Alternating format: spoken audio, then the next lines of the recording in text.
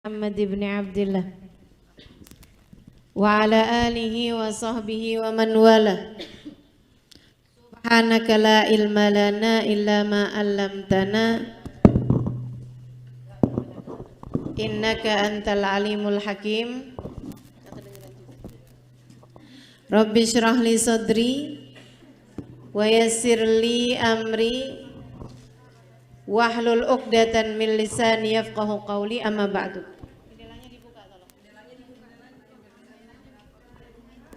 Enggak apa-apa, enggak dingin, jendelanya buka. Enggak apa-apa, buka aja jendelanya.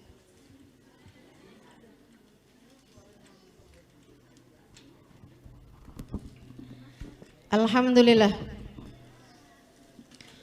Wassalatu wassalamu ala Rasulillah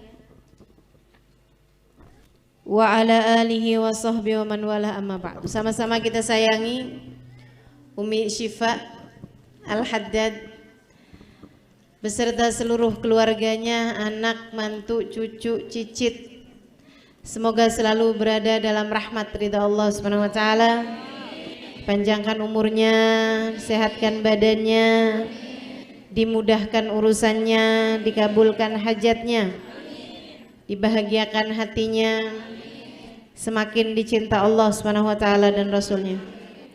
Para ustadzah yang menghiasi majelis kita, ada Umi Lulu Mulakhela, Ustadzah Azimah Al-Muhdar, para ustadzah yang lain, ibu-ibu, kakak-kakak, adik-adik, anak-anak, nenek-nenek, yang mudah-mudahan semuanya dirahmati dan dicintai Allah, disayangi dan disyafaati Nabi besar Muhammad sallallahu alaihi wasallam, insyaallah, amin ya rabbal. Kita sekarang berada di hari baik, bulan baik, di tempat yang baik, dan mengerjakan pekerjaan yang baik.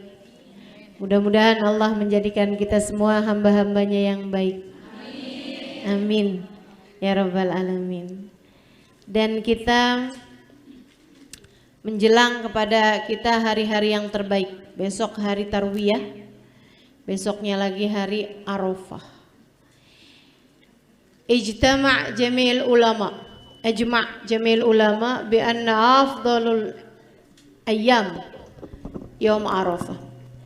Para ulama bersepakat bahwasanya hari yang terbaik sepanjang tahun adalah hari Arafah. Maka alhamdulillah, mudah-mudahan Allah panjangkan umur kita sampai bertemu dengan hari Arafah yang sudah tinggal 2 hari ke depan. Ustazah, ada yang bilang Arafahnya besok, ada yang bilang juga Arafahnya hari Rebo. Kita ikut yang mana? Kita ikut waktu di mana kita berada. Kalau kamu ada di Indonesia, kamu lebarannya hari Kamis, Arafahnya hari Rabu.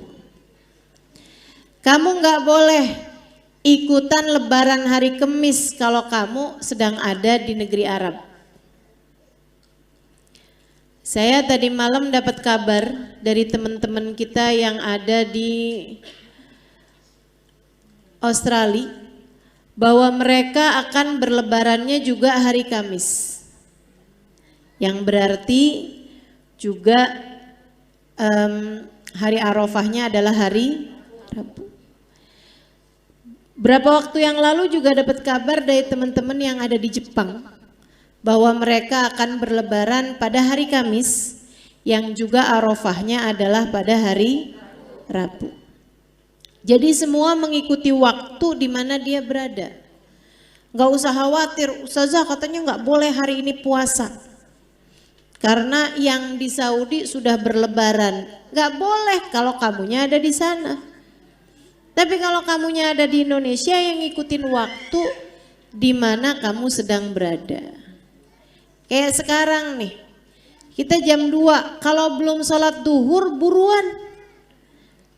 Karena jam 2 itu nggak lama kemudian waktu masuk sholat. Tapi kalau kamu saat ini sedang ada di Saudi Arabia sana, teman-teman, jam segini nih masih baru jam 10, belum boleh sholat duhur karena belum masuk waktunya. Nah itu memang hikmahnya Allah. Allah mau setiap waktu Allah diijabahin, Allah disolatin. Tuh di waktu sekarang ini nih, ada nih yang lagi sholat subuh. Ada nggak yang sekarang lagi sholat subuh? Ada, nggak di Indonesia. Di negara yang baru terbit fajar jam segini nih masih baru sholat subuh. Di waktu sekarang nih ada yang lagi sholat isya. Gitu kan ya? Bukan di Indonesia tentu saja. Belahan bumi yang lain ada yang sudah malam. Belahan bumi yang lain ada yang sudah maghrib, ada yang sudah asar. Semua mengikuti waktu di mana dia sedang berada. Jadi nggak usah khawatir. Kita ikutin waktu di mana kita sedang berada. Sekarang nih masih belum hari tarwiyah, besok baru hari tarwiyah di negeri kita. Di Indonesia kita mengikuti penanggalan kalender waktu di mana kita sedang berada. Begitu ya, jelas ya? Gak usah bingung-bingung lagi. Ustazah, katanya kalau Ramadan tuh memang mengikuti penanggalan di mana kita berada. Tapi kalau Arafah tuh Ustazah harus ngikutin orang yang lagi wukuf di Arafah. Siapa bilang begitu? Gak gitu kok. Gak gitu. Arafah, Yaum Arafah ayat tasi' min Dzulhijjah. Gitu ya. Hari Arafah adalah hari tanggal 9 Dzulhijjah. Jadi enggak patokan kepada orang-orang yang wukuf di Arafah. Boleh diajak keluar? Adeknya boleh diajak keluar. Ya. Enggak peduli kepada orang-orang yang sedang wukuf di Arafah atau melakukan apapun pada tanggal-tanggal tertentu, patokan kita tetap kepada tanggal di mana kita sedang berada. Tanggal hari Arafah adalah Tasi' min Dzulhijjah, hari tanggal 9 Dzulhijjah. Insyaallah mudah-mudahan Allah beri hidayah, taufik, kemudahan beribadah kepada kita. Jadi besok hari tarwiyah bisa kita puasain, tanggal 9 Dzulhijjah bisa kita puasain. Kata Nabi Muhammad, tanggal 9 Dzulhijjah atau hari Arafah puasanya ngapusin dosa 2 tahun. Tahun sekarang nih sama tahun yang akan datang. Jadi nih tahun yang akan datang pun juga udah Allah ampunin. Berarti maksudnya kita tahun depan bebas berbuat dosa gitu saja? Nggak gitu maksudnya. Akan tetapi artinya bahwa mudah-mudahan Allah karuniakan kepadamu penjagaan dari perbuatan dosa di tahun depan, sehingga mudah-mudahan yang puasa hari Arafah semoga jadi kabar gembira bahwa umurnya masih akan panjang sampai tahun depan. Begitu katanya Sayyidina Ibnu Abbas alaihi ridwanullah. Beliau mengatakan puasa Arafah tuh janjiin terampuni dosa sampai tahun depan. Itu mudah-mudahan jadi kabar gembira. Yang puasa hari Arafah insya Allah umurnya masih akan panjang. Ya, jangan ditinggalin puasanya ya, insya Allah.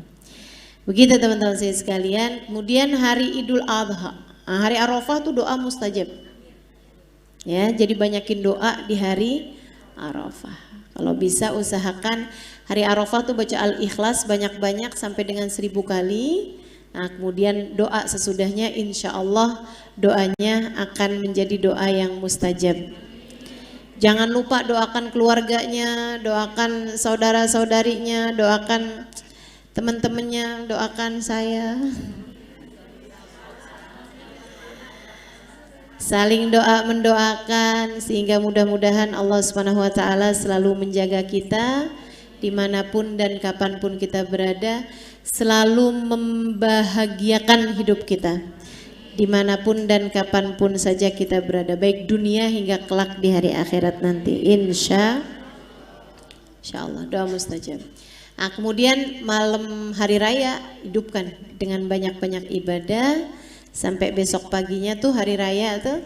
Nah, kita sunnah mandi ya, sunnah mandi. Yang nggak bisa mandi dimandikan.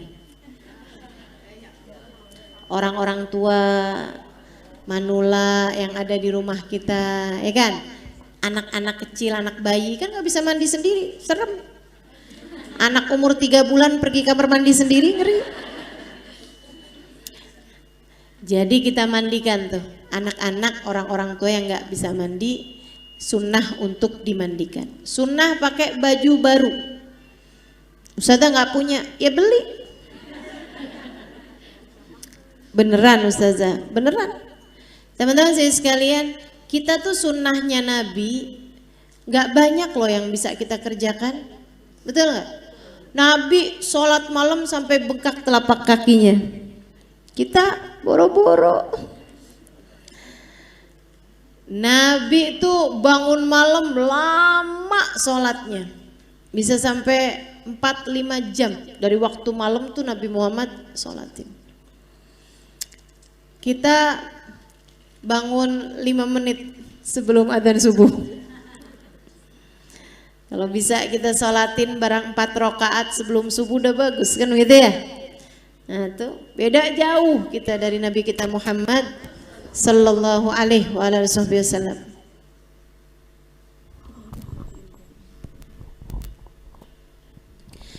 Teman-teman sekalian yang saya muliakan, jadi di antara sunnah-sunnah Nabi banyak yang kita nggak bisa kerjain. Hatinya Nabi nggak pernah benci siapapun. Hati kita, aduh, hati Nabi nggak pernah suudzon sama orang lain. Hati kita, masya Allah. Jadi sunnah Nabi ini banyak banget yang kita nggak bisa kerjakan. Nah, sunnah Nabi pakai baju baru hari raya Idul Adha, hari raya Idul Fitri. Bisa nggak kira-kira kita kerjain? Bisa. Bisa. Alhamdulillah Ustazah, kita jadi ngerti bagaimana cara minta baju sama suami. Minta tambahan duitnya nih. Betul, itu bilangin sama suaminya ya. Sunnah Nabi kan banyak nih bang, kita nggak bisa kerjain. Kalau sekedar pakai baju baru kan bisa kita kerjain. Kan udah ada baju kemarin yang baru yang belum kamu pakai. Ya itu kan Idul Fitri. Sekarang Idul Adha baru lagi. Mudah-mudahan deh, insya Allah. Anak kecil-kecil juga sunnah pakaiin baju baru. Kalau mampu. Kita mampu, nah kita kerjain. Saudara sekalian saya muliakan, abisnya subuh tuh sunnahnya jangan makan, jangan minum apa-apa dulu sampai sholat id. Beda sama Idul Fitri. Kalau Idul Fitri bagusnya ada makan, ada minum, nggak harus makan lengkap ya. Pokoknya ada yang kita makan gitu. Minum kopi kah, makan kue kah, nastar, kastengel. Iya, putri salju gitu kan. Nah itu. Kalau hari raya Idul Fitri, kalau hari raya Idul Adha, kuenya juga emang udah habis kan. Nah, jadi udah nggak usah makan-makan dulu, kita puasa dulu sampai sholat id. Sholat Idul Adha jangan ditinggal teman-teman, itu adalah sholat sunnah terbaik sepanjang tahun. Bukan artinya orang sholat Idul Adha tapi nggak sholat subuh, bukan, tapi maksudnya sholat Idul Adha adalah sholat sunnah terbaik sepanjang tahun. Nah, sholatnya jangan ditinggal, sesudahnya juga sunnah untuk bertakbir dari mulai hari Arafah, tiap habis selesai sholat, sampai hari ketiga tasyrik. Nah itu, tiap habis kita salam dari sholat, kita bertakbir. Sunnah tuh, baca zikirannya sesudah itu. Takbirannya nggak harus panjang-panjang. Allahu Akbar, Allahu Akbar, Allahu Akbar. La ilaha illallah, wallahu Akbar. Allahu Akbar walillahil hamd 3 kali. Kemudian Allahu Akbar kabira walhamdulillahi katsira wa subhanallahi bukratan wa asila. La ilaha illallah wahdah sadaqa wa'dah wa nasara 'abdah wa 'azza jundahu wa hazamal ahzaba wahdah. La ilaha illallah wallahu akbar. Allahu akbar walillahil hamd. Dah, cukup segitu. Takbir. Tiap habis selesai salam sholat dari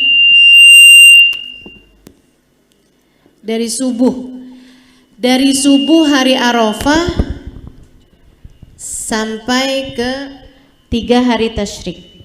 Ada juga yang mengatakan dari asar hari Arafah ya sampai 3 hari tasyrik sampai asar hari ketiga tasyrik. Nah itu takbirnya, namanya takbir muqayyad, takbir yang nyambung sama waktu-waktu sholat. Kemudian habis selesai sholat itu, habis selesai takbiran, bisa dengerin khutbah Id gitu ya, khutbah hari raya. Nah itu kita disunnahkan untuk berkurban, tentu bagi yang mampu. Unta, di Indonesia nggak sunnah kurban unta. Kalau ada orang kurban unta harus dicurigai. Unta kebun binatang mana yang hilang? Karena kan kita unta kan adanya cuma di kebun binatang ya, nggak ada orang pelihara unta gitu. Selain unta, sapi. Unta dan sapi ini satu ekornya bisa untuk 7. Bisa untuk 7. Kalau misalnya ada orang kurban unta satu buat 1 orang boleh, Ustaz, boleh. Tapi maksudnya maksimalnya boleh untuk 7. Boleh berduaan, boleh bertigaan, boleh berempatan gitu ya. Dan paling banyaknya boleh sampai dengan 7. Kemudian di bawahnya sapi ada kambing. Ustazah, kerbau boleh nggak? Kerbau masuk keluarganya sapi, sepupu lah. Habisnya sapi, kemudian kambing teman-teman di bawahnya. Nah kambing, domba Ustazah itu dia juga kakak adik tuh, kakak adik. Yang satu bulunya tebel gitu kan, yang satu dimarahin mulu jadi bulunya lontok. Itu ada 2 tuh ya. Boleh domba, boleh kambing. Teman-teman sekalian yang saya muliakan, kalau nggak mampu kambing Ustazah, boleh ayam nggak? Nggak boleh. Udah tuh.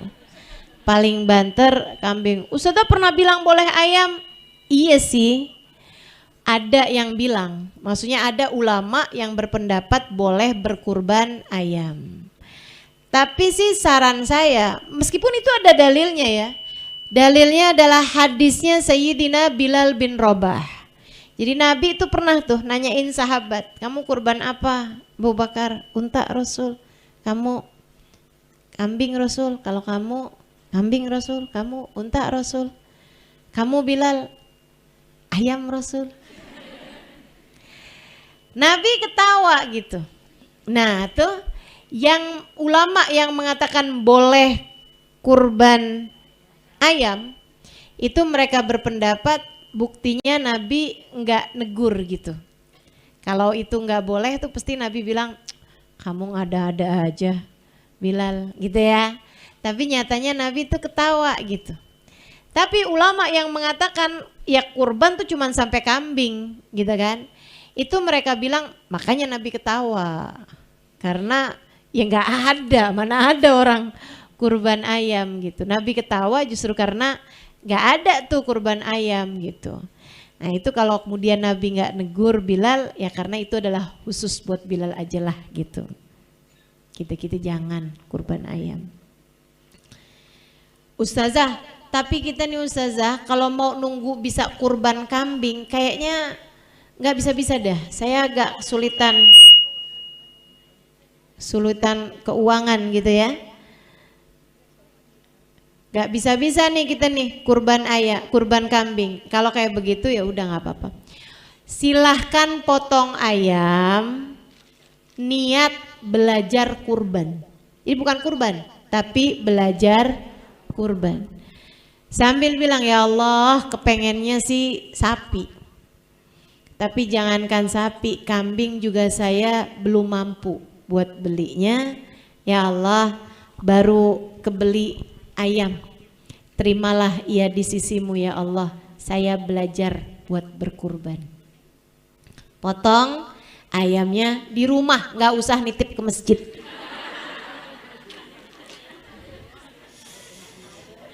Jangan sampai nih gara-gara saya ngomong beginian mendadak masjid-masjid banyak ayam. Tukang potongnya bingung, nih ayam siapa nih? Kurban saya nih. Kata Ustazah Halimah boleh. Nah tuh repot nih ya. Udah kurbannya potong di rumah aja, dimasak bagi yang kurban ayam ya. Belajar kurban, ayamnya dimasak aja, jangan dibagi mentah. Ntar orang curiga, ya saya dikasih daging apa ini? Kok warnanya lain gitu kan. Nah jadi dah yang potongnya kurban ayam masakin, bikin opor, bagiin ke tetangga barengan sama ketupat. Enak banget. Gitu kan. Langsung telan ludah. Teman-teman sih sekalian saya muliakan. Jadi gitu tuh ya. Nah untuk yang kurban sapi, unta, kambing berniat untuk kurban nih nanti nih, mudah-mudahan ada rezekinya kamu bisa kurban atau mungkin bahkan udah kebeli kambingnya nanti berkurban. Dari sejak tanggal 1 kemarin sampai kurbannya dipotong, jangan potong rambut, jangan potong kuku, jangan angkat darah, jangan donor darah, jangan transfusi darah atau pemeriksaan darah, cek lab tuh tunggu aja sampai nanti selesai hewan kurbanmu dipotong. Ya kecuali karena hal-hal darurat ya. Tapi kalau enggak tuh jangan angkat bagian tubuhmu. Biar kenapa? Biar anggota tubuhmu mendapatkan ampunannya dulu sebelum dikeluarkan dari tubuhmu. Tapi kalau rambut rontok Ustazah, ya itu memang bukan usaha kamu. Kalau potong rambut kan kita usaha sendiri tuh kan, gitu ya. Nah itu yang potong kuku juga biarin aja, nggak apa-apa, biarin panjang dulu aja, nggak apa-apa sampai hewan kurban kita dipotong. Seperti itu teman-teman sekalian.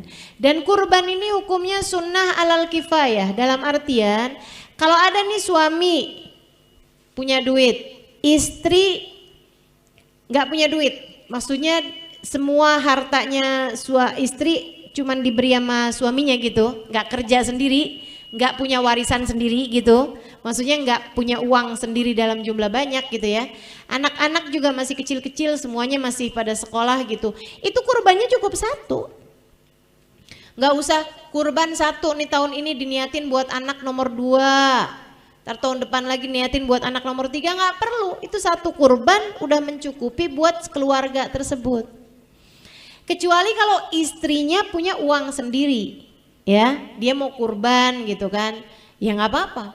Atau suaminya bilang, kamu boleh deh saya kasih nih uang buat kurban, ya kurbanin, jangan terus dibeliin tas baru.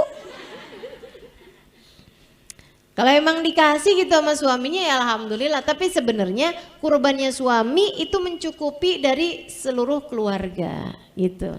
Soalnya kalau istrinya punya uang sendiri gitu kan, jangan pelit-pelit, punya warisan nih, dapat uang warisan, atau dia punya usaha berupa ATM ketok, tiap tanggal 1 ketok rumah tetangga. Punya kontrakan, masa kagak ngerti-ngerti. Orang Betawi banyak tuh kan, usahanya apa saya tanya gitu. Alhamdulillah Ustazah punya ATM ketok. Diketok keluar duit gitu kan, ketok rumah keluar uangnya, Masya Allah. Itu kalau emang kamu punya uangnya gitu, ada rezekinya, ya kurban teman-teman, jangan pelit-pelit, jangan pelit-pelit. Insya Allah apa yang kamu keluarkan di jalan Allah, Allah Subhanahu wa Ta'ala akan menggantinya. Bukan hanya dengan uang, Saya kalau urusan beginian nih nggak ngarep ganti berupa uang. Kita kepengen digantinya dengan yang lebih mahal. Semua yang bisa kebeli pakai uang itu murah. Yang mahal yang nggak bisa kebeli pakai uang. Betul nggak? Bisa nggak kamu beli berkah? Nggak bisa. Bisa nggak kamu beli kesolehan anak-anak kamu? Nggak bisa beli, teman-teman. Bisakah kamu beli kesehatan? Nggak bisa. Obat kamu bisa beli, tapi kesehatan toko mana yang jual? Apotek mana yang jual? Rumah sakit mana yang jual? Nggak ada. Teman-teman sekalian saya muliakan, maka minta sesuatu yang nggak bisa kebeli pakai uang. Cinta suami bisa nggak dibeli pakai uang? Nggak bisa. Kamu nggak bisa pergi ke toko beli cinta suami, nggak bisa. Kamu nggak bisa beli make up untuk membeli cinta suami. Kamu nggak bisa bahkan operasi plastik mau beli cintanya suami, bisa? Nggak bisa, teman-teman sekalian. Ada berapa banyak perempuan cantik-cantik nggak dicintai sama suaminya? Selebihnya juga, sebaliknya juga ada berapa banyak perempuan nggak seberapa cantik tapi suaminya cinta sama dia. Ya kita nggak bisa nyalahin, betul nggak? Nggak bisa nyalahin suaminya, nggak bisa nyalahin istrinya juga gitu. Nah suaminya nggak cinta sama istrinya, mau secantik apapun dia nggak cinta, mau gimana gitu. Itu makanya minta tuh sama yang punya. Siapa yang punya? Allah SWT. Yang menjadikan hati manusia berada dalam genggamannya. Makanya tuh lagi kurban, bismillah kita niatkan di jalan Allah. Mudah-mudahan Allah bales. Mudah-mudahan Allah karuniakan kepada kita kebaikan-kebaikan, keindahan-keindahan, karunia-karunia yang gak bisa kebeli pakai uang. Gitu kan? Apalagi nih gak bisa kebeli pakai uang, husnul khotimah. Bisa kebeli gak pakai uang? Kita gak bisa nyuap malaikat Israel. Israel 100 juta deh sakaratul maut, jangan sakit-sakit ya. Bisa begitu? Nggak bisa. Israel 200 juta deh, 200 juta deh. Husnul khotimah ya. Kalimat terakhir kalimat la ilaha illallah, pastiin ya. 100 juta, 100 juta. 300 juta, bisa begitu? Nggak ada. Nggak bermanfaat harta, nggak bermanfaat anak, nggak bermanfaat jabatan, nggak bermanfaat popularitas, bahkan gak bermanfaat ibadah. Gak bermanfaat. Gak bermanfaat. Kalau Allah gak mau terima, mau jadi apa? Gitu kan? Orang ibadahnya banyak-banyak matinya su'ul khotimah, na'udzubillah min dzalik, ada. Yang manfaat apa? Rahmatnya Allah. Yang manfaat rahmatnya Allah Subhanahu wa ta'ala. Makanya kita ibadah tuh, tiap ibadah niatin ya Allah nastarhim rahmatak ya Allah. Ini dengan ibadah nih saya nggak bisa beli surga ya Allah. Akan tetapi saya berharap semoga engkau ya Allah merahmati saya, mencintai saya, menyayangi saya dengan apa yang saya lakukan ini ya Allah. Gitu. Kan tentu pantesan yang dirahmati itu kan yang sholat, yang puasa, iya kan? Yang sedekah terus dirahmati sama Allah, kan pantas banget gitu. Makanya kita minta sama Allah, ya Allah kasihani saya ya Allah. Tiap puasa nih Allah udah lapar kayak begini, kasihani nih Allah. Tiap lagi sholat ya Allah udah merunduk-runduk doa-doa kayak begini nih Allah, kasihani saya ya Allah. Tuh, itu yang bakal manfaat buat kita ketika kita dirahmati, dikasihani sama Allah Subhanahu wa taala. Ini yang saya lakukan tiap hari, ngajar ke sana kemari gitu ya, ngomong ke sana kemari. Sampai kemarin ada yang bilang tuh sama saya tuh, Masya Allah ya, suaranya lantang. Gak capek apa Ustazah ngomong segitu lamanya? Gitu kan? Ya Allah, saya pikir-pikir gitu kan, semuanya gak manfaat kalau gak diterima sama Allah. Semuanya gak manfaat kalau gak jadi sebab Allah kesian sama saya. Kayak doain Bu, Kak, Dek, biar saya dikasihani sama Allah. Ya Allah kesianan tuh, Ustaz Halim udah ngomong mulu. dikasihanin ya Allah tuh orang. Gitu ya, ntar hari Arafah doain saya. Biar saya dikasihani. Nggak usah nunggu Arafah deh, sekarang nih doain saya. Biar dikasihani sama Allah. Itu kalau udah Allah kesian sama kita, Allah rahmati kita. Rahmat tuh artinya dikesianin sama Allah SWT. Allah bakalan gak tega nyusahin kita teman-teman. Gak tega. Udah kalau udah Allah gak tega sama kita tuh, dikasihnya kita husnul khotimah, dikasihnya kita anak soleh soleha, dikasihnya kita suami yang sayang. Allah gak tega, aduh kesianan kalau dimarahin mulu sama lakinya gitu. Yaudah deh, biarin deh. Sama Allah ditaruh tuh di hati suami rasa kesian, ditaruh di hati orang tua rasa sayang, ditaruh di hati hamba-hamba Allah rasa saling sayang, begitu kan? Itu semuanya adalah athar, adalah tanda jejak kasih sayang Allah kepada hamba-hambanya. Mudah-mudahan kita berhasil meraihnya. Kamu sembelih kurban, niat nastarhim rahmatak ya Rabb, ngarep-ngarepin rahmatmu ya Allah, ngarep-ngarepin kasih sayangmu ya Allah. Dengan kepalanya kasihanilah saya ya Allah, kasihani kepala saya. Dengan badannya kasihanilah badan saya ya Allah. Dengan hatinya kasihanilah hati dan perasaan saya ya Allah. Dengan seluruh anggota tubuhnya ya Allah, jadikanlah Engkau tidak menyiksa seluruh anggota tubuhku. Gitu. Kurban. Ya, insya Allah. Jadi sekalian saya muliakan, waktunya kurban nih panjang sampai ke 3 hari sesudahnya. Hari Lebaran, besoknya. Jadi misal ya. Buat yang mampu sih bagus-bagus dah dari sekarang dah. Udah siap-siapin kurbannya, udah beli hewan kurbannya dari sekarang. Itu kalau yang beli dari sekarang gitu ya, terus simpen di rumah misal. Jangan lupa kasih rumput, jangan kasih donat. Itu setiap kali kamu dengar hewan kurbanmu itu bersuara, sunnah buat bertakbir. Ada tuh kesunahan endama sami' sautal an'am. Tiap kali dengar hewan kurban tuh, termasuk hewan kurban kita aja Ustazah, enggak, hewan kurban binatang yang kita tahu mau dikorbanin. Jadi kalau yang lewat pasar minggu, ada gak sih di pasar minggu? Banyak ya, yang di jalanan tuh ada orang sedia hewan kurban gitu kan. Nah kalau kamu lewat situ kemudian kedengeran suaranya mbek, suaranya bu gitu kan.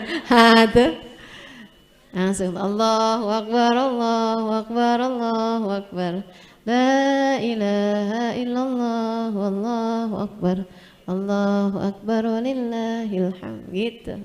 Tiap dengar suaranya mbak lagi Allahu Akbar, Allahu Akbar. Gak berhenti dong Ustazah. Alhamdulillah. Biasanya nih ya, kalau kamu enggak kebeli hewan kurbannya sebelum Id, itu hari kedua, hari habis Lebaran tuh sama habis besokannya lagi harga pada turun tuh. Saya soalnya ini dapat bocoran dari orang Jakarta gitu tuh katanya. Kalau di daerah enggak, mereka memang pelihara kan. Jadi kejual, alhamdulillah, nggak kejual ya nggak apa-apa gitu, nggak turun signifikan. Tapi kalau di Jakartaan gini nih, pikirnya daripada dibawa balik lagi ke Tegal, bawa balik lagi ke Slawi gitu kan, ya udahlah, udah dapat untung ini dari yang sebelumnya, jadi yang ini jual murah aja gitu. Boleh nggak Ustazah gitu tungguin murah tuh baru kita beli? Boleh aja. Kalau kamu memang terbatas dananya. Kalau kamu nggak terbatas dananya, ya alhamdulillah kita bisa beli dari awal-awal kan dapat yang bagus-bagus. Lagian ibu-ibu saudariku sekalian, kambing atau sapi yang kamu beli itu jadi penghapusan dosa-dosamu. Jadi kayak semacam pengorbananmu di jalan Allah Subhanahu wa taala. Ya kan? Masa kamunya gede, kambingnya kecil? badan XXL nyari kambing yang ukuran S. Gitu ya. Nah, ini kita sesuaikan juga lah gitu. Mudah-mudahan Allah terima semuanya insyaallah. Amin. Ya Rabbal Alamin. Sampai 3 hari tasyriknya itu masih ada waktu buat kurban. Akan tetapi pastikan hewan kurbanmu itu sudah dipotong sebelum asar hari terakhir tasyrik. Agar bisa dibagi-bagikan pada hari-hari tasyrik. Karena tujuannya kurban adalah menjamu hamba-hamba Allah dengan daging pada hari-hari di mana haram berpuasa pada hari tersebut. Jadi kurban kamu tuh dipotong pada hari-hari tasyrik, dibagikan pada hari-hari tasyrik.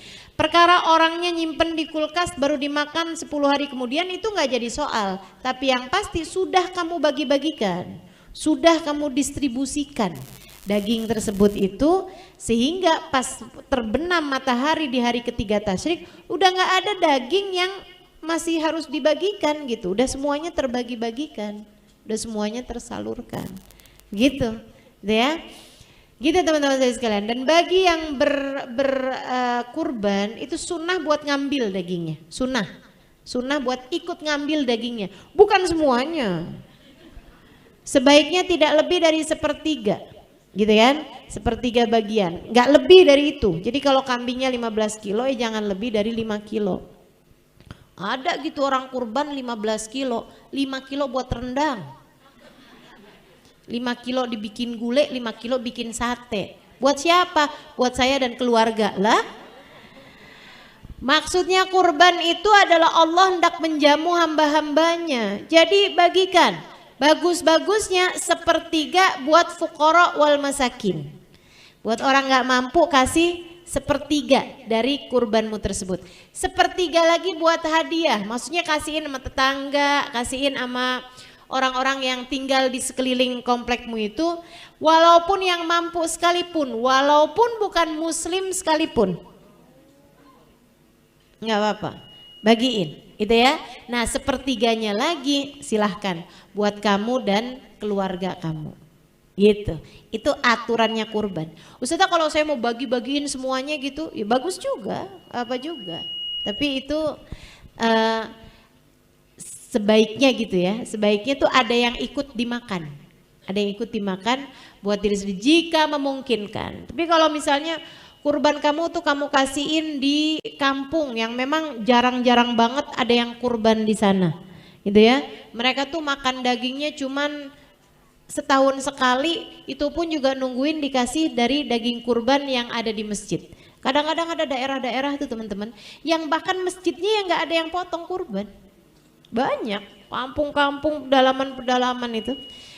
Kalau kamu misalnya naruh kurban kamu di sana, kan nggak bisa ikut makan tuh. Boleh apa enggak tuh? Boleh, bagus teman-teman saudara sekalian.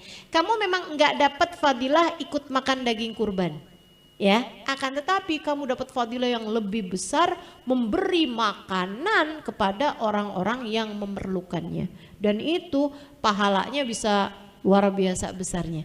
Kata Nabi Muhammad alaihissalam, luqmah fi batnil ja'i khair min bina masjidil jami'. Satu suapan kamu berikan kepada orang miskin, orang yang lagi lapar, itu lebih mulia di sisi Allah daripada kamu membangun satu masjid jami'. Masjid pun enggak masjid-masjid kecil, masjid jami'. Kamu bangun masjid jami' jauh lebih besar lagi pahalanya di sisi Allah, yaitu memberi makanan kepada orang yang kelaparan, orang yang susah. Apalagi kalau makanannya tersebut adalah makanan yang mewah buat mereka, itu daging gitu ya. Daging itu kan sampai kapanpun juga Allah pasti akan menjadikannya makanan mewah teman-teman. Karenanya yang mampu buat berkurban, nah jangan lewatkan kesempatan untuk berkurban ini. Dah gak usah hitung-hitungannya terlalu detail. Kalau saya kurban nih berarti saya gak beli kerudung baru, gak beli sepatu baru, tas baru, sendal baru. Gimana ya, kerudung kurban, sendal kurban, tas kurban, bismillah kurban, gitu kan.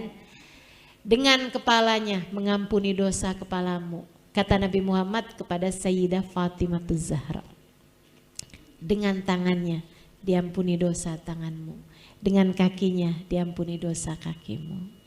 Teman-teman, Nabi ngomong gitu sama Sayyidah Fatimah mah gak ngerjain dosa, ya kan? Tapi kata-kata itu tuh jadikan semacam kayak kata-kata Nabi buat kita nih, para pendosa nih. Kalau kamu mampu buat berkurban, jangan tinggalkan. Jangan tinggalkan. Inget-ingetin aja gitu aja.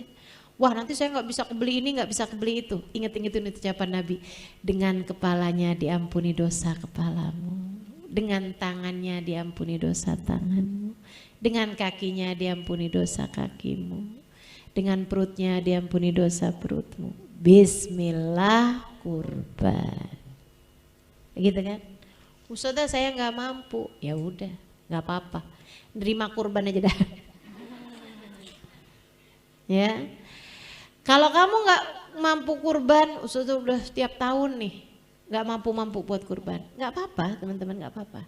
Tapi rasa ingin berkurban itu sebaiknya ada dalam hatimu. Andai saya mampu, saya akan berkurban.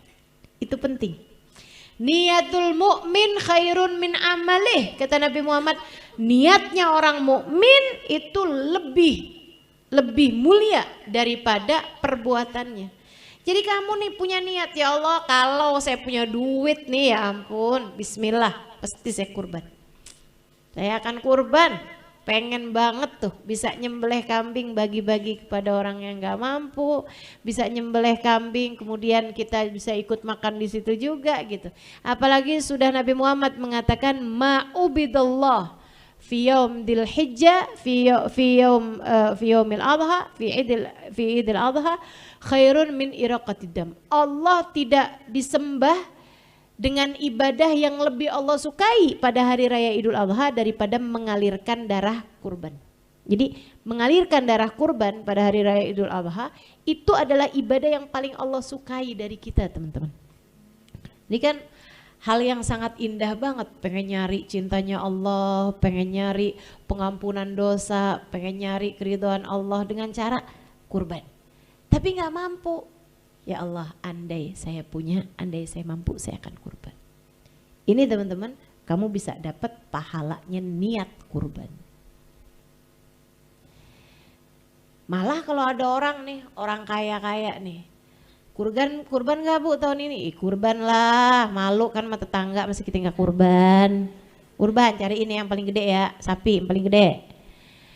Itu dia kurbannya karena alasannya malu kalau nggak kurban. Kan gitu kan, gengsi aja gitu, kayak buat ya apa tuh namanya, image gitu ya. Apalagi dia rencanaan tahun 2024 mau nyalon, misalnya gitu, jadi anggota dewan, ya gimana gitu kan kalau dia nggak kurban misalnya gitu. Nah kalau yang kayak begituan tuh, kalau hatinya sepi, hatinya kosong dari rasa pengagungan kepada Allah, dari rasa ingin mengharapkan keridhaan Allah, dari rasa berharap ampunan Allah Subhanahu wa taala, bisa jadi kurbannya bukan menjadi sesuatu hal yang berarti baginya.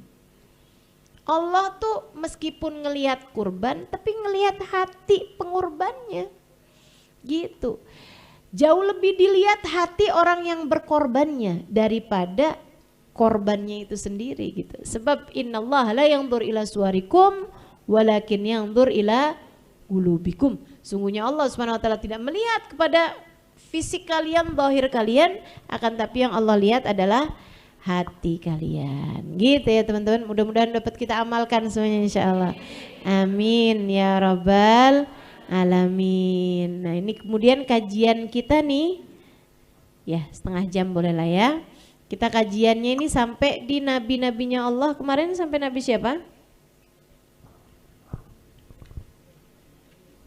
Libur kelamaan gini nih. Nanya nggak ada yang nyaut. Hah? Nabi Zakaria.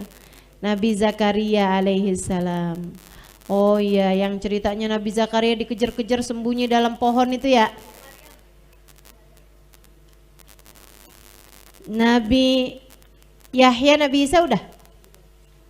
Belum. Apa udah sekalian tuh Nabi Zakaria terus dapat lahir Nabi Isa? Belum. Sedikit sekalian saya melihatkan Nabi Zakaria ini juga nikah lama nih, nggak punya anak nih. Sampai udah agak tuaan gitu. Nabi Zakaria sama istrinya nggak punya anak. Sampai kemudian Nabi Zakaria itu ikutan daftar, ikutan naruh nama ketika Nabi Imran melahirkan anaknya. Perempuan namanya Sayyidah Maryam. Ya. Sayyidah Maryam nih ibunya namanya Hanna. Seorang perempuan solehah yang dimaksud Allah dengan Al-Imran. Bukan Al-Imran, tapi Al-Imran. Keluarganya Pak Imran. Yang dimaksud dengan keluarganya Pak Imran adalah istri dan anaknya Nabi Allah Imran alaihissalam, yaitu ibunda Sayyidah Maryam bernama Hanna dan Sayyidah Maryam. Jadi sekalian, Nabi Imran juga tuh sama istrinya Hanna tuh nikah lama gak punya anak. Akhirnya udah lama banget gitu, tahu-tahu hamil Hannanya. Oh seneng semuanya. Nah Sayyidah Hanna sebagai perempuan solehah, begitu tahu hamil dia langsung bilang, inni nadartu ma fi batni muharraran fataqabbal minni. Ya Allah, aku jadikan anak dalam kandunganku ini pengorbananku untukmu, persembahanku untukmu. Bukan artinya dikorban terlahir disembelih, bukan. Tapi maksudnya dijadikan di jalan Allah, dalam jalan Allah gitu. Saya niat nih, apa yang ada dalam kandunganku ini persembahanku untukmu ya Allah, terimalah ia dariku. Persembahan untukmu ya Allah. Jadi Sayyidah Hanna tuh dari awal hamil enggak merasanya sebagai anak saya enggak ada. Enggak ada. Jadinya hamba Allah. Sampai lahir anaknya. Falamma wada'atha qalat rabbi inni wada'tuha untha wa laysa dzakaru kal untha wa inni sammaituha Maryam wa inni u'idzuha bika wa dzurriyyataha minasyaitonir rajim. Sampai ketika Hanna melahirkan anaknya, dilihat ternyata anaknya perempuan. Kaget dia. Kenapa kaget? Karena dia nggak nyangka. Dia pikir persembahan buat Allah, ya Allah hambamu ya Allah, persembahanku buat untukmu ya Allah. Dia pikir anak laki-laki jadi nabi, perempuan nggak jadi nabi. Anak laki-laki jadi rasul, perempuan nggak bisa jadi rasul. Anak laki-laki bisa jadi imam Masjidil Aqsa, penjaga Masjidil Aqsa, anak perempuan nggak bisa. Kaget Sayyidah Hanna, kok perempuan? Tapi beliau pun faham bahwa ketika beliau sudah menjadikan anak ini untuk Allah Subhanahu wa taala, persembahan buat Allah Subhanahu wa taala, maka inilah yang diinginkan Allah. Seorang anak perempuan yang menjadi persembahan untuk Allah. Jadilah Sayyidah Maryam ayah min ayatillah, tanda-tanda kekuasaan Allah. Enggak rasul, enggak nabi, tapi seorang waliyah min auliyaillah. Seorang kekasih dari kekasih-kekasih Allah. Perempuan paling tercinta di sisi Allah. Nisaul jannah, perempuan-perempuan surga, teman-teman. Nabi Muhammad menyebutnya Nisaul jannah arba'. Perempuan surga itu ada 4. Asiyah bintu Muzahim, Asiyah bininya Pak Fir'aun.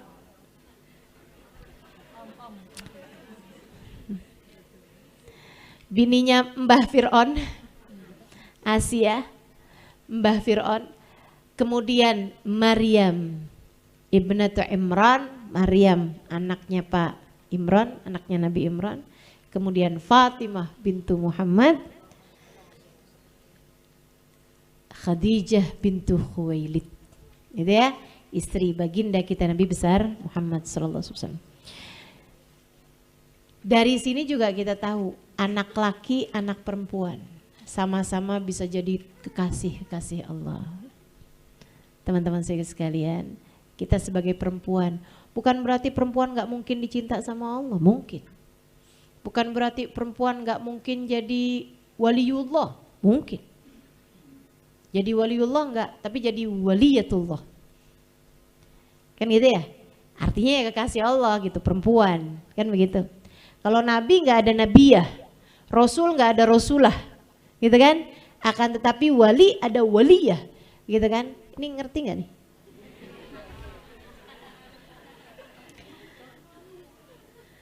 Gitu kan? Kayak perempuan tuh enggak ada yang jadi polisi. Gitu. Sebab kalau perempuan jadi polisi namanya bukan polisi tapi gitu maksud saya. Gitu kan? Nabi nggak ada yang perempuan sebab nggak ada nabiyah. Nabi perempuan tuh namanya nabiyah tuh nggak ada. Rasul nggak ada yang perempuan sebab rasul tuh nggak ada rasulah. Rasulatun gitu nggak ada. Gitu kan? Adanya cuma rasul laki-laki gitu.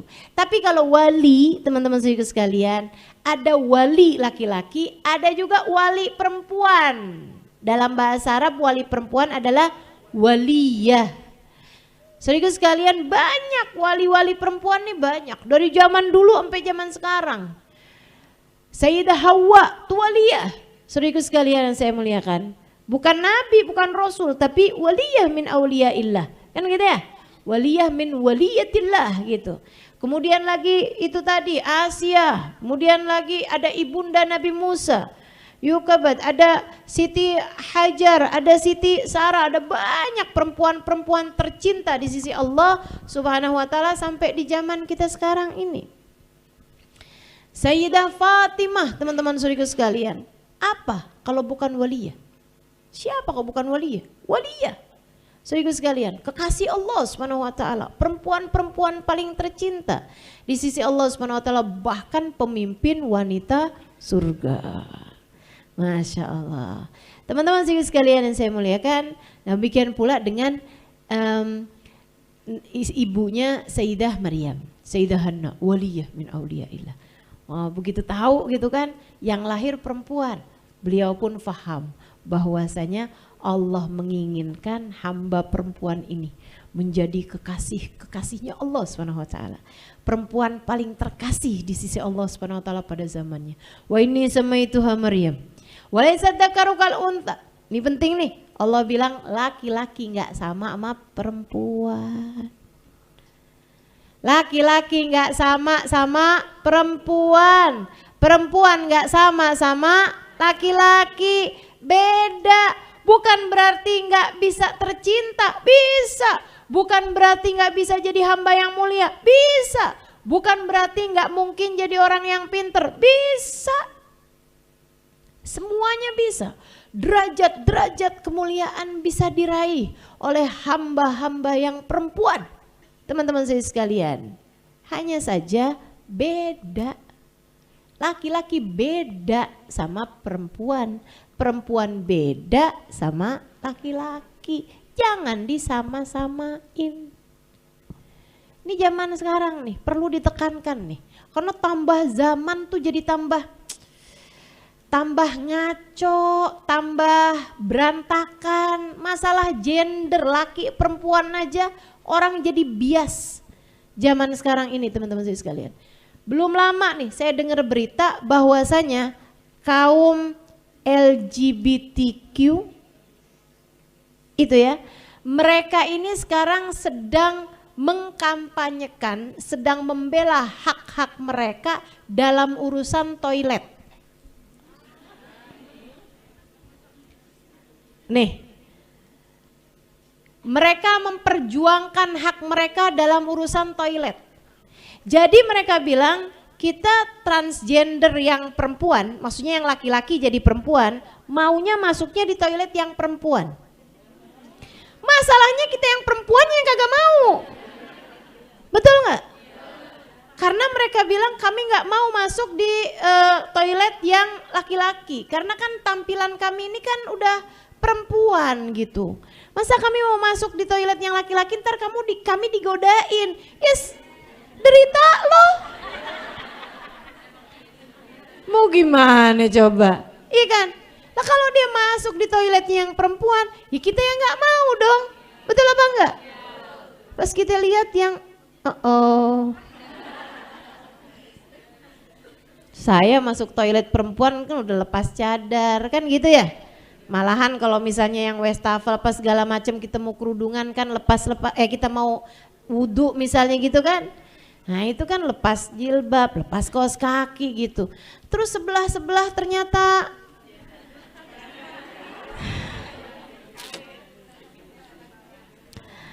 ya kita tentu nggak mau gitu. Sampai kemarin tuh belum lama juga saya ada baca kabar ada seorang artis di luar sana ya. Dia tuh manggil anaknya, perempuan anaknya, dia masih bingung manggil anaknya kan. Kalau di Arab itu kan, di Barat itu kan sama di Arab, laki perempuan itu kan beda tuh. Kalau laki-laki kalau di Arab huwa, kalau perempuan di Arab hiya. Kalau perempuan di Arab kamu, anta, kalau perempuan anti, kan begitu kan? Ada beda gitu, kalau banyak antum, kalau perempuan antunna, gitu ya. Teman-teman sekalian, nah sementara di Barat kan juga begitu tuh. Di Barat kan juga ada she, ada he, gitu kan. Dia bilang saya bingung mau manggil anak saya, dia bilang kayak gitu. Jadi manggilnya itu dengan kata ganti they, mereka gitu. Dia bilang saya belum tahu anak saya memutuskan mau jadi laki-laki apa perempuan.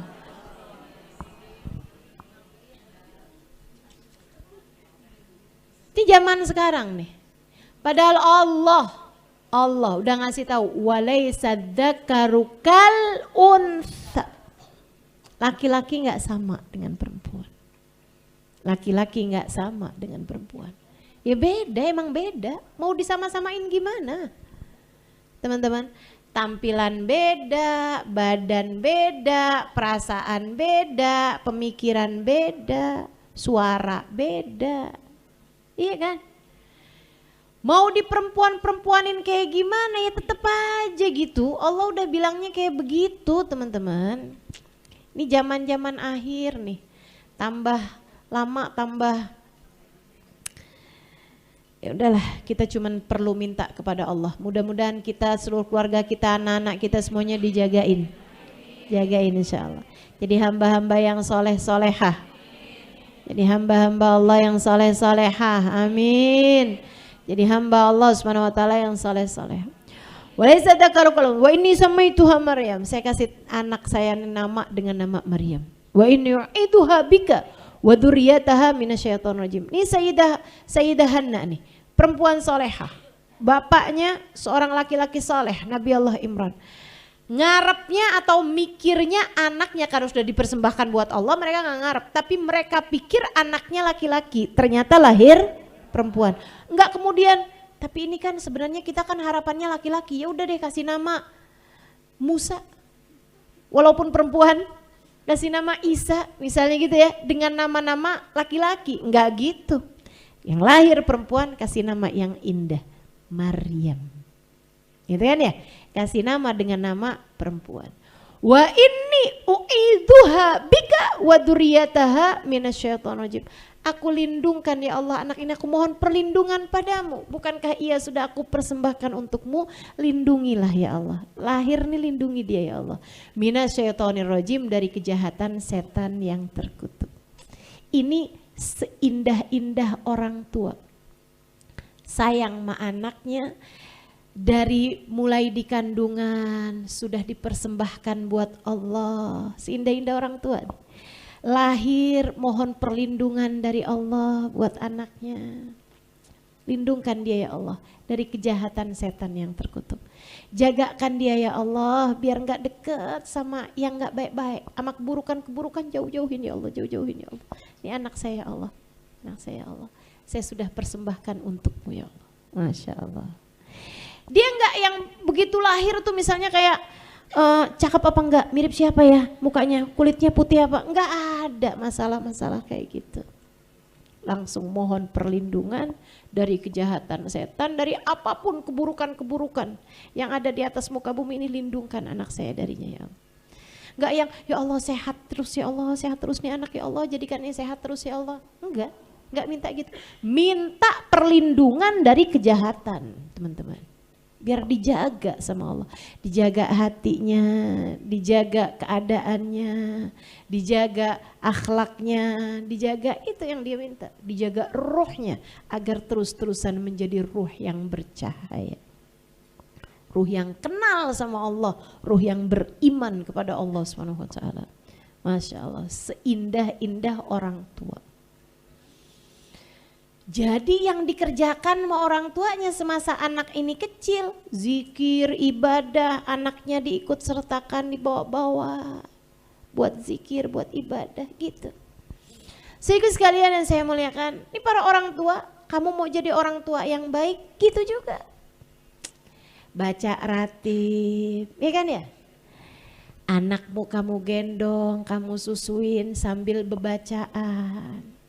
Teman-teman sekalian, anak tuh kalau lagi kamu susuin kan suka ngeliatin muka ibunya.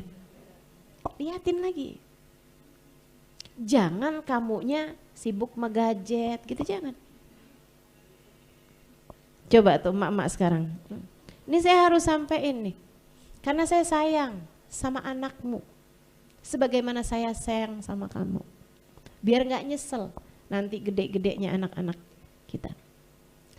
Anak kamu jadi anak yang kok dia nggak gampang sih dengerin saya.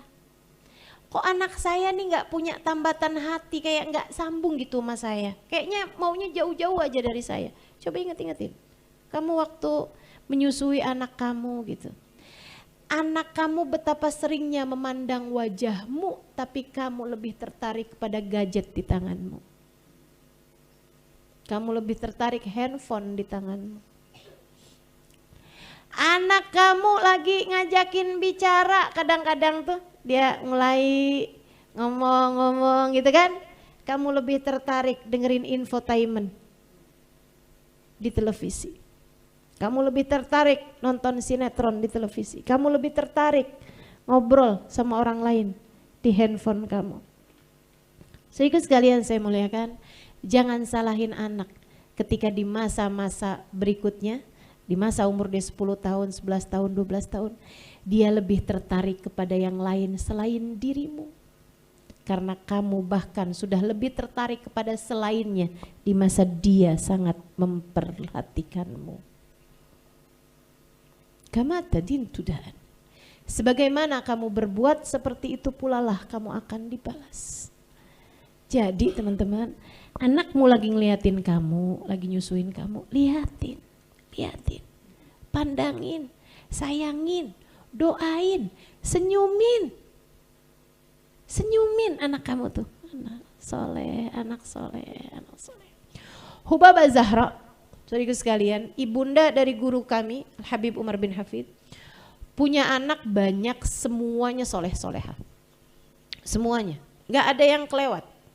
Kan suka ada yang bilang, emang anak tuh kalau banyak ada aja gitu satu yang jadi ujian. Enggak, siapa bilang? Enggak. Saya banyak ketemu orang-orang soleh, punya anak banyak soleh-soleha semua, banyak saya ketemu. Teman-teman sekalian yang saya muliakan, Hubabah Zahra, anaknya yang nomor 1, Habib Ali Masyhur. Masya Allah pinternya, Masya Allah ilmunya, jadi mufti di Tarim. Sepanjang hidup beliau jadi mufti, duduk di majelis fatwa. Artinya semua permasalahan umat di seluruh Hadramut itu nyampenya ke meja beliau yang kemudian memberikan jawaban-jawabannya.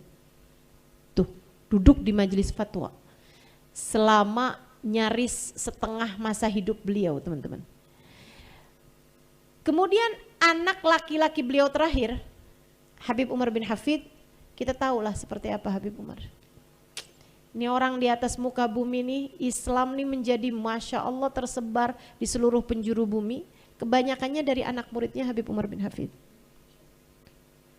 Sedikit sekalian saya muliakan, di Amerika ada Syekh Yahya Rodat, ada Syekh Abdul Karim, ada Syekh siapa, ada Syekh siapa.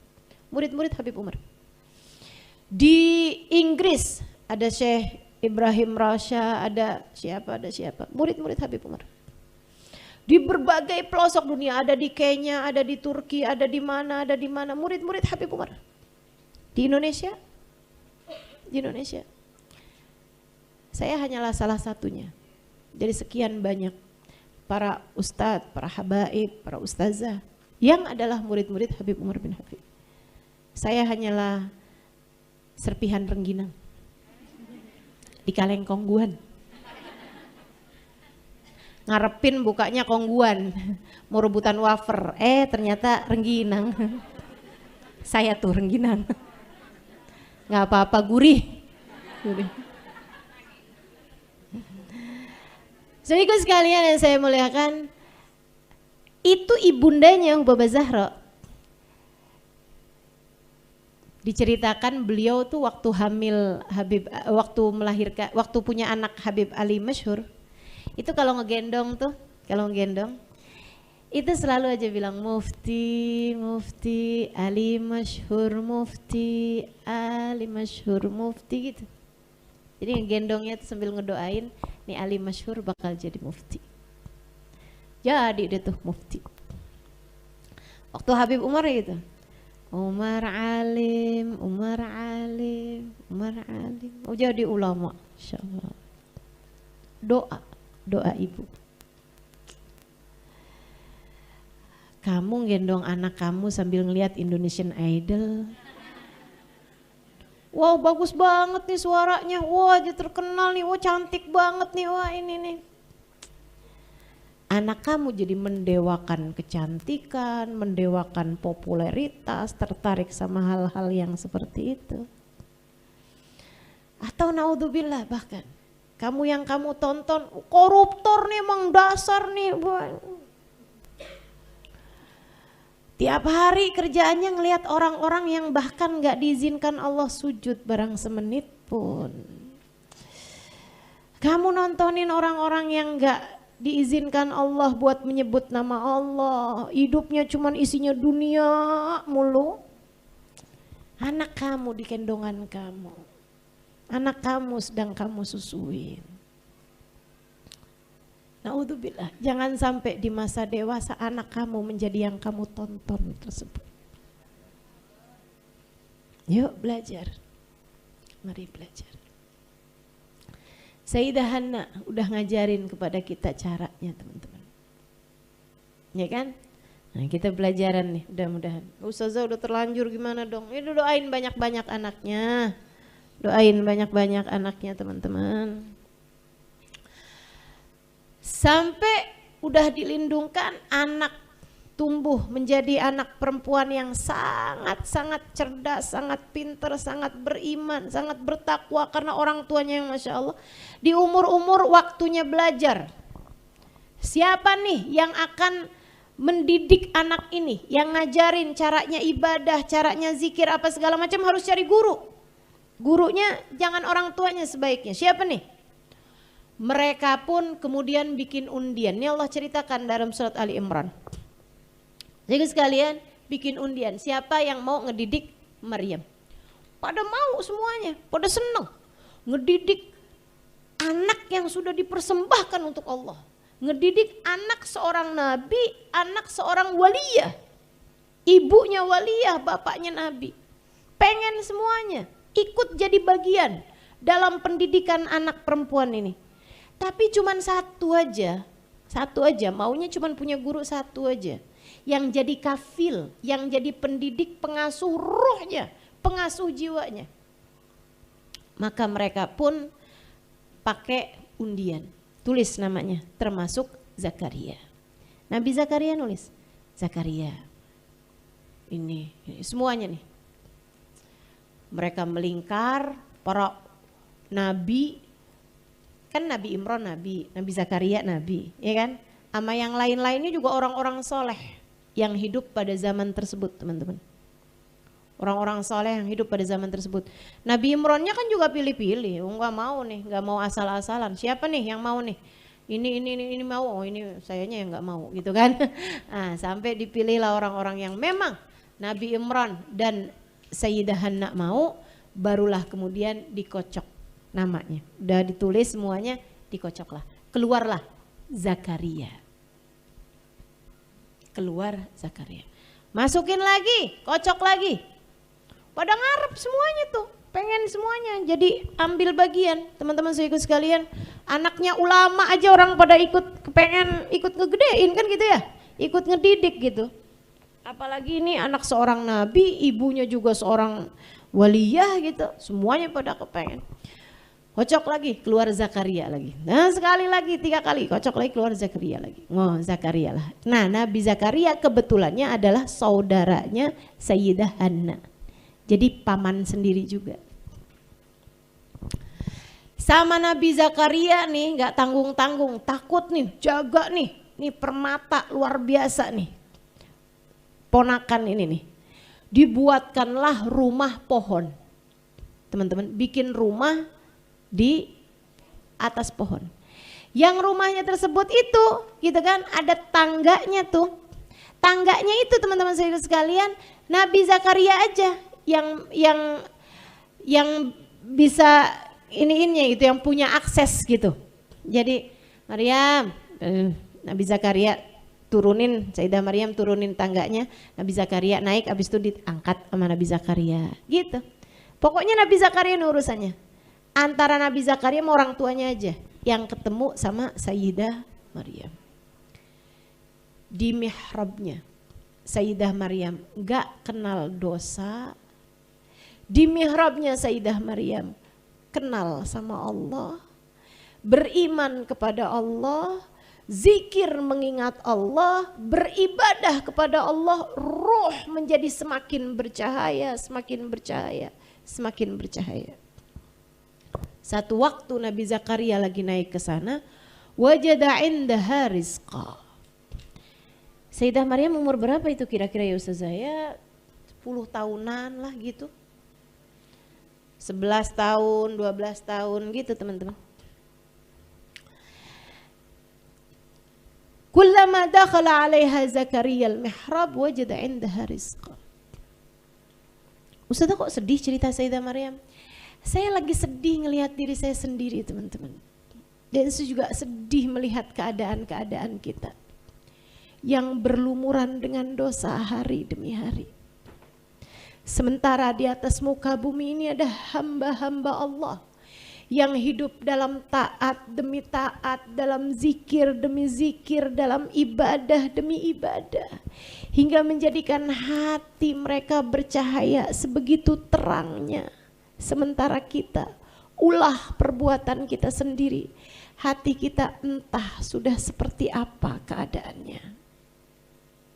Betul? Bagaimana dengan?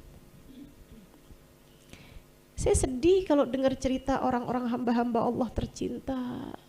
Hidup dalam taat, ya Allah, maafkan saya ya Allah. Bimbing saya ya Allah. Ampuni saya ya Allah. Ya Allah, meski mungkin terlambat, akan tetapi jadikan saya salah satunya ya Allah. Hamba-Mu yang jauh dari perbuatan dosa, dan Kau mudahkan untuk mengerjakan ketaatan demi ketaatan padamu ya Allah. Agar diri ini tak malu ketika Engkau memberdirikanmu kelak di hari akhirat nanti. Agar diri ini tidak malu ketika Kau buka amal perbuatan kami di akhirat nanti ya Allah. Ampunilah tiap dosa-dosanya ya Allah, ya Allah, ya Allah.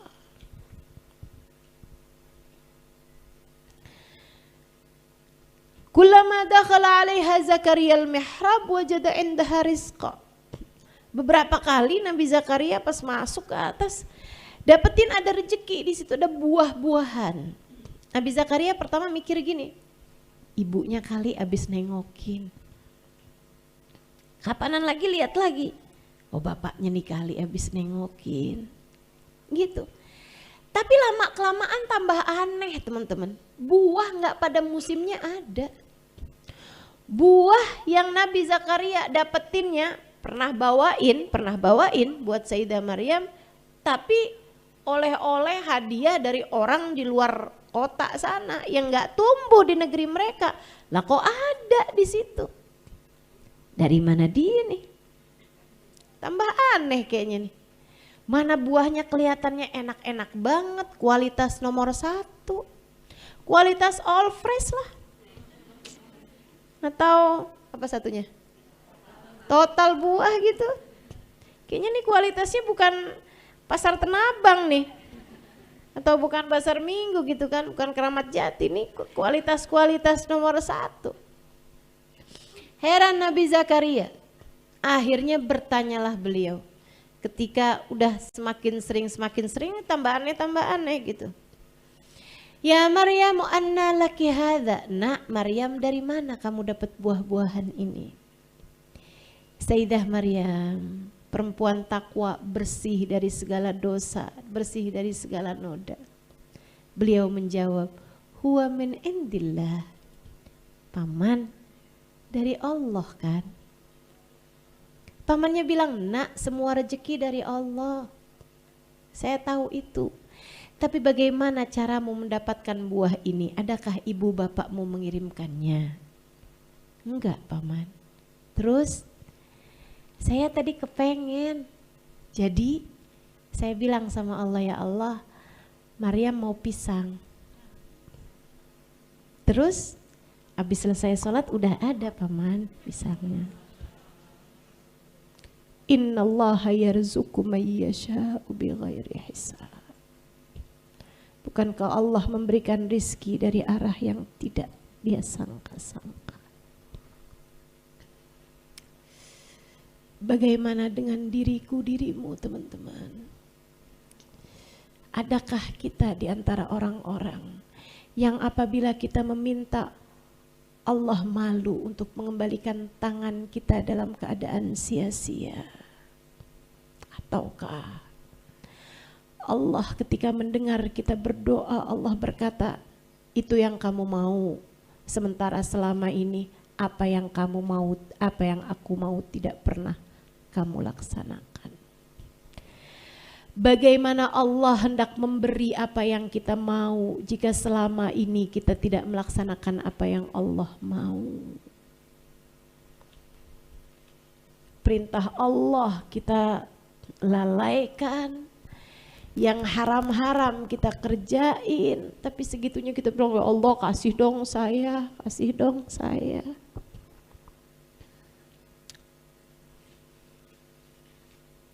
Sayyidah Maryam adalah di antara orang yang katanya Nabi Muhammad alaihissalam, Allah berfirman tentangnya, wa idza sa'alani la u'tiyannah wa idza sta'adani la u'idzannah. Apabila dia meminta, aku bersegera memberinya. Apabila dia mohon perlindungan dariku, aku akan melindunginya. Atau bahkan ia menjadi seorang hamba yang seperti kata Allah Subhanahu wa taala dalam salah satu hadis qudsi. Aku adalah zat yang apabila menghendaki sesuatu terjadi tinggal berkata kun, jadilah, maka jadilah sesuatu tersebut. Sa'aj'al man ahbabtuhu idza qala li syai'in kun fayakun. Aku akan menjadikan hamba yang aku cintai apabila menginginkan sesuatu tinggal berkata jadilah, maka jadilah sesuatu tersebut. Para kekasih Allah, Allah enggak kasih celah, apapun yang dia inginkan diberi oleh Allah Subhanahu wa taala. Insyaallah. Nabi Zakaria begitu tahu, wah sudah sampai nih anak. Wah sudah sampai ia dengan hubungan intim antara hamba dengan Allah Tuhannya. Sudah sampai dia kepada rihabul qurbiyah, kepada mihrab kedekatan antara seorang hamba dengan Allah Subhanahu wa taala Tuhannya. Ia sudah sampai kepada ruang di mana hatinya bersanding dengan Allah Subhanahu wa taala di sana. Saat itu Nabi Allah Zakaria seperti yang Allah ceritakan dalam Al-Quran, hunalika da'a Zakaria rabbah. Di tempat itulah Nabi Zakaria segera berdoa kepada Allah. Nabi Zakaria ketika tahu bersamanya ada seorang perempuan yang telah begitu tercinta di sisi Allah, Nabi Zakaria yang adalah seorang nabi berusaha untuk mendapat keberkahan dari Sayyidah Maryam anak didiknya dengan berdoa di tempat di mana Sayyidah Maryam berdoa kepada Allah Ta'ala. Ia muridnya, tapi ketika Nabi Zakaria tahu ia tercinta di sisi Allah, Nabi Zakaria ngalap berkah darinya. Makanya kalau kamu lihat orang-orang soleh, soleha saling memuliakan satu sama lain. Betul? Kalau kamu lihat para ulama-ulama saling memuliakan satu sama lain, saling memuji satu sama lain. Teman-teman saudara sekalian yang saya muliakan, Habib Zain bin Smith memuji Habib Umar bin Hafid. Beliau mengatakan, likulli zamanin alim, ulama hadhil ummah Habib Umar bin Hafid. Setiap zaman tuh ada ulamanya, dan ulama zaman sekarang Habib Umar bin Hafid. Kata Habib Zain bin Smith. Habib Umar bin Hafid memuji Habib Zain bin Smith dengan mengatakan, Habibana Zain kulluh Zain. Habib Zain semuanya Zain, semuanya cakep. Zain itu artinya bagus, cakep, Zain. Gitu ya. Makanan tuh kalau enak gitu, Zain. Baju tuh kalau bagus gitu, Zain, gitu kan? Gitu. Teman-teman sekalian saya muliakan, katanya Habib Umar bin Hafid, Habib Zain kulluh Zain. Habib Zain semuanya Zain. Masya Allah, Masya Allah. Ilmunya Zain, akhlaknya Zain, ibadahnya Zain, doanya Zain, semuanya Zain. Saling memuji teman-teman saya sekalian. Kalau udah ulama saling menjatuhkan, bukan ulama kali ya. Bukan ulama kali.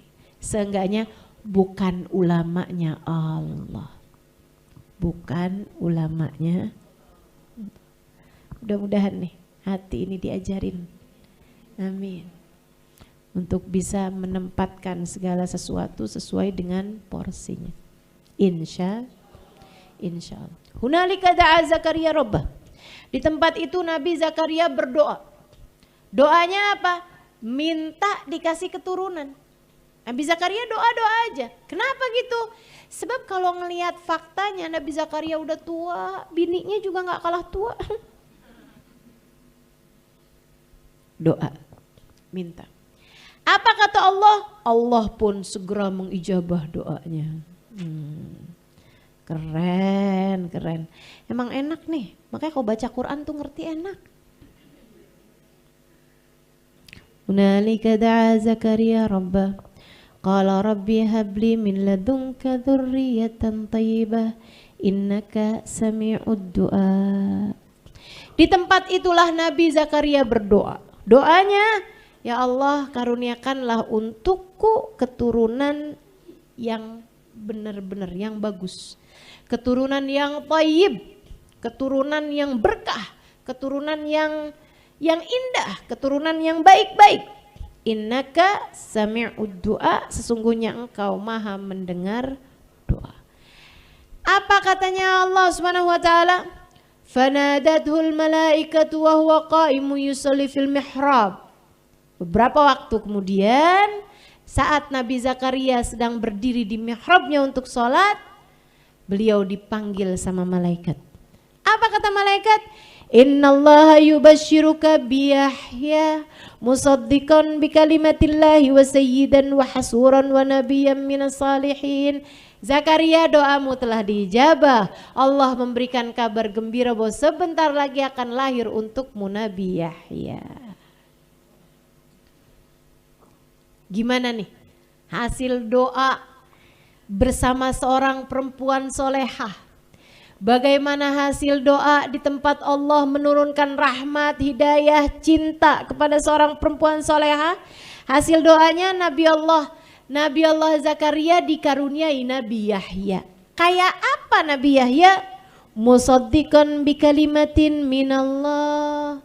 Dia akan menjadi seseorang yang mentasdik, yang membenarkan kalimat-kalimat Allah. Wa sayyidan, akan menjadi seorang pemimpin. wa hasuron, akan menjadi seorang teladan. Wa hasuron wa nabiyan, dan akan menjadi seorang nabi, minas solihin, salah satu dari hamba-hamba Allah paling soleh. Doa kalau diijabah nggak tanggung-tanggung teman-teman. Nabi soleh, terjaga, teladan, ya Allah, kayak apa tuh? Dari sini Habib Umar bin Hafid bilang, kamu sunnah, disunnahkan, yustahab, dianjurkan untuk berdoa di tempat-tempat turunnya hujan rahmatnya Allah. Dari sini kamu disunnahkan untuk berdoa di tempat-tempat yang dihadiri orang-orang soleh, orang-orang solehah. Nabi Zakaria kurang soleh apa? Begitu tahu bahwa perempuan yang bersamanya adalah perempuan solehah, seorang waliyah min auliyaillah, beliau segera berdoa, diijabah doanya. Gitu kan? Makanya teman-teman, kalau lagi ada orang-orang soleh-solehah, kita lagi kedatangan Hubabah Nur, kita lagi kedatangan Hubabah Syarifah, kita lagi kedatangan Habib Umar bin Hafid, gitu.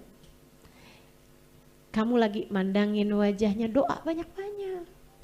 Enggak usah berebutan minta-minta doa, enggak usah berebutan minta-minta salaman, gitu kan. Enggak boleh ya Ustazah, enggak boleh kalau itu mengganggu kenyamanan beliau-beliau. Gitu kan? Ada satu ustazah datang ke daerah Kalimantan, dikerebutin orang-orang buat salaman, pulang-pulang tangannya pincang. Patah teman-teman. Patah tangannya gara-gara dikerebutin orang salaman. Apakah itu jenis cinta? Enggak saya rasa. Enggak saya rasa. Jangan gitu. Mencintai adalah membuat nyaman. Mencintai adalah membuat orang yang kita cintai berada dalam keadaan yang menyenangkan. Kan begitu? Hubabah Nur kalau di majelis semuanya tenang, semuanya enak, doanya panjang, betul? Kan ngerasain tuh. Sampai kata Hubabah tuh waktu yang di Menara 165, mudah-mudahan berulang-ulang kembali ya, tapi kita mudah-mudahan bisa cari tempat yang lebih besar. Karena nggak muat tuh saya dimarahin orang-orang. Ustazah nih nyelenggarain, ngundang-ngundang orang, tempatnya nggak dipikirin. Udah saya pikirin. Saya dimarahin yang hadir, dimarahin tukang gedung. Ya Allah, takut rubuh nih gitu kan. Semuanya udah keisi orang, aduh saya pusing aja dah. Jadi sekalian saya muliakan, tapi kan ketika semuanya nggak ada yang berusaha untuk ngerebutin, berusaha untuk salaman pas segala macem gitu ya, dan memang udah kita pikirin jalannya pas segala macem. Bapak seneng banget sampai berasanya Halimah bilangin sama orang-orang saya rasanya kayak ada di surga, atau Bapak gitu. Oh ya Allah, ya Allah. Bikin guru kita serasa ada di surga, itu kayak gimana rasanya, seneng bener, seneng bener. Saya sampai diceritain sama yang barengan sama Hubabah tuh, Ustazah, Hubabah tuh sampai berapa hari udah nyampe di Tarim, nggak selesai-selesai cerita tentang majelisnya tuh.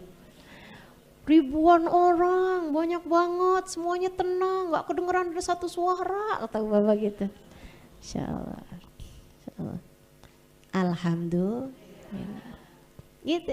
Jadi kita kalau di hadapan orang-orang solehah semacam itu teman-teman, kita pandangin mukanya, kita doa sama Allah. Ya Allah, hari ini Engkau izinkan kami memandang wajahnya. Kelak di akhirat izinkan kami juga memandang wajahnya dan wajah-wajah perempuan-perempuan solehah yang lain. Kan begitu? Gitu ya? Saya gitu kok ngeliatin Hubabah Nur, ya Allah. Hari ini memandang wajah Hubabah Nur. Besok izinkan saya juga mandang wajah Hubaba Nur bersama dengan wajah Sayyidah Fatimah, bersama dengan wajah Sayyidah Maryam, bersama dengan wajah orang-orang mulia. Itu harapannya. Doa juga, ya Allah, saya senang bisa ketemu orang-orang soleh soleha. Anak keturunan saya juga, ya Allah, pertemukan mereka dengan orang-orang soleh soleha. Kesian loh anak-anaknya, cucu-cucunya, betul. Kita seneng nih bisa ketemu sama guru-guru yang luar biasa, Hubaba Nur, Habib Umar, Hubaba Maryam, Habib Zain Bismit gitu. Anak-anak kita belum tentu. Makanya kita mesti doain, ya Allah, ya Allah, ya Allah. Biarkan kami semua tetap berada dalam kumpulan-kumpulan agung, kumpulan-kumpulan mulia yang diharapkan kami akan bersama dengan orang-orang soleh-solehah juga di akhirat nanti. Gitu, doa terus, doa aja terus. Gitu teman-teman ya. Hunalika da'a Zakaria Rabbi habli min ladunka dzurriyyatan thayyibah innaka sami'ud. Dikasih deh tuh Nabi Allah Yahya alaihi salam. Nabi Yahya masih kecil nih, Nabi Yahya masih balita. Sayyidah Maryam kemudian jadi remaja. Ibadah juga dalam tadi itu mihrabnya beliau itu. Satu waktu datang tuh malaikatnya Allah Subhanahu wa ta'ala. Ini ceritanya masih panjang. Ntar saya lanjutkan di kesempatan berikutnya, episode berikutnya. Waktu dan tempat nanti akan diinfokan lebih lanjut. Nah, kita tutup majelis kita dengan mudah-mudahan kita berdoa pada Allah Subhanahu wa ta'ala. Sebagaimana kita membahas orang-orang saleh di sisi Allah Subhanahu wa ta'ala, bercerita tentang kisah orang-orang saleh di sisi Allah, mudah-mudahan Allah pun mensoleh-solehahkan kita semua, mensoleh-solehalkan keluarga kita semuanya insyaallah. Yang perempuan-perempuan biar pada jadi perempuan yang salehah, anak-anak kita, suami kita, orang tua kita, ayah kita, saudara-saudari kita, semoga Allah Subhanahu wa ta'ala jadikan semuanya sebagai hamba-hamba Allah yang saleh-salehah. Ala hadhihi niyah wa bikulli niyatin salehah. Punya hati yang terus tersambung pada Allah, punya hati yang mudah mengingat Allah, punya hati yang tidak tertarik dengan dosa-dosa, punya hati yang lebih tertarik dengan surga daripada dengan dunia, punya hati yang lebih mencintai Allah dan Rasulnya daripada siapapun yang ada di atas muka bumi ini. Kita minta pada Allah Subhanahu wa ta'ala hati yang semoga Allah berkenan bertahta di dalamnya, hati yang Allah cabut darinya segala hal-hal yang menjadi penghalang antara kita dengannya, hati yang selalu terjaga, hati yang selalu terdidik, hati yang mengenal Allah Tuhannya, hati yang mengenal baginda Nabi besar Muhammad sallallahu alaihi wasallam dan mencintainya dengan sebenar-benarnya cinta. Ala hadhihi niyah wa bikulli niyatin salihah jami'ah syamilah ila hadratin Nabi Muhammad sallallahu alaihi wasallam. Al-Fatihah. Bismillahirrahmanirrahim. Alhamdulillahirabbil alamin. Ar-Rahmanir-Rahim. Maliki yaumiddin. Iyyaka na'budu wa iyyaka nasta'in. Ihdinas siratal mustaqim. Siratal ladzina an'amta 'alaihim ghairil maghdubi 'alaihim waladdallin. Amin. Allahumma